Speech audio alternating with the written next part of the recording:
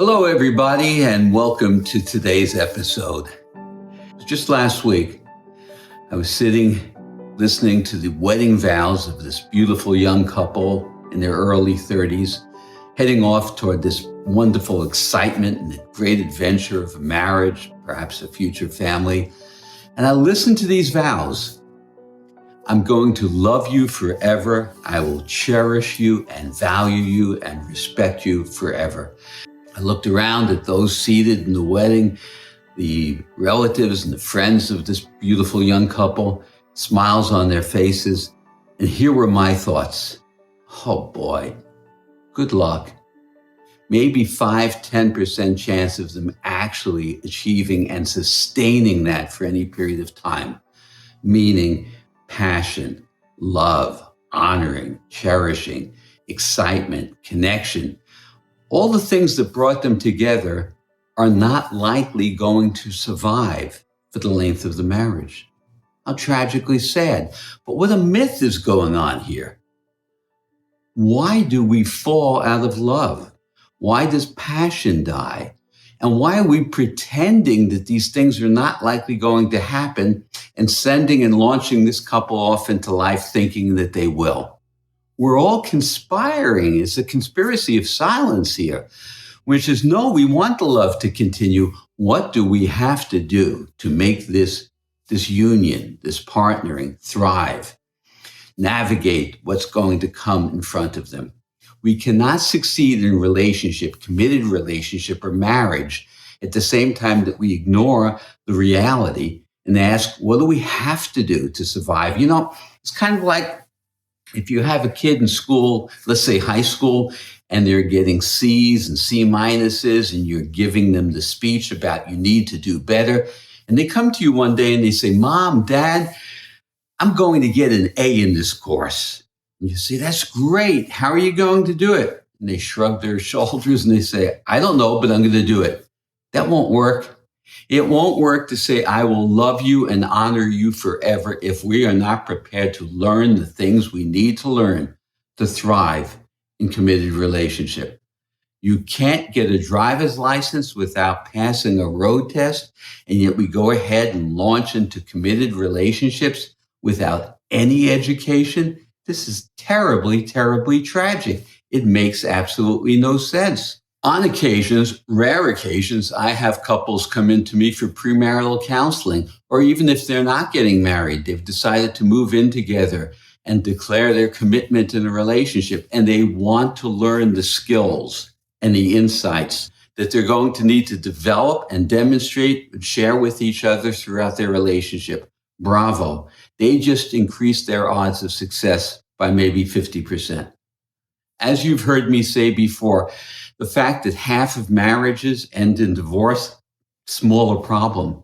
The larger problem is that the majority of intact marriages or committed relationship over a period of time begins to wither. Only a small percentage of committed relationships continue to thrive down the road. That's a staggering rate of failure. We don't permit that failure in business. We cannot permit it in our relationships. The costs are enormous.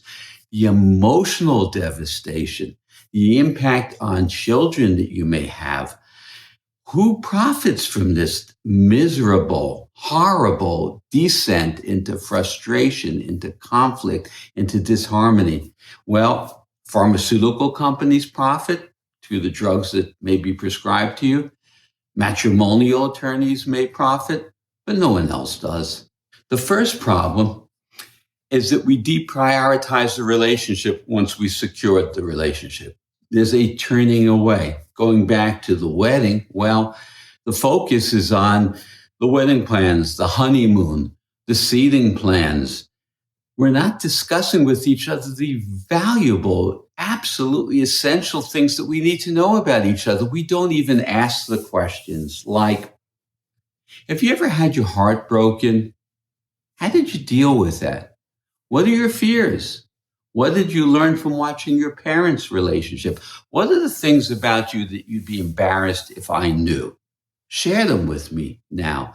We can't put our best foot forward. We need to put our actual real self forward. We need to become comfortable with vulnerability and not defend against it.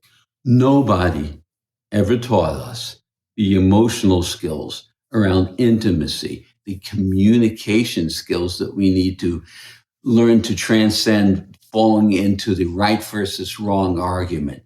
Understanding that validating each other's feelings doesn't mean I agree with you. It means I care how you feel. If I don't care how you feel, how are we ever going to thrive? This is complex, but it is learnable. It is teachable. A relationship that's going to thrive doesn't mean a relationship that never has problems or challenges. The measure of a relationship is not how good is it when it's good. It's how do we handle ourselves when things are rough and challenging. So let's come back to those marriage vows. I will love you forever. I will honor you forever. What we should be saying is, I would like to love you forever and honor you forever.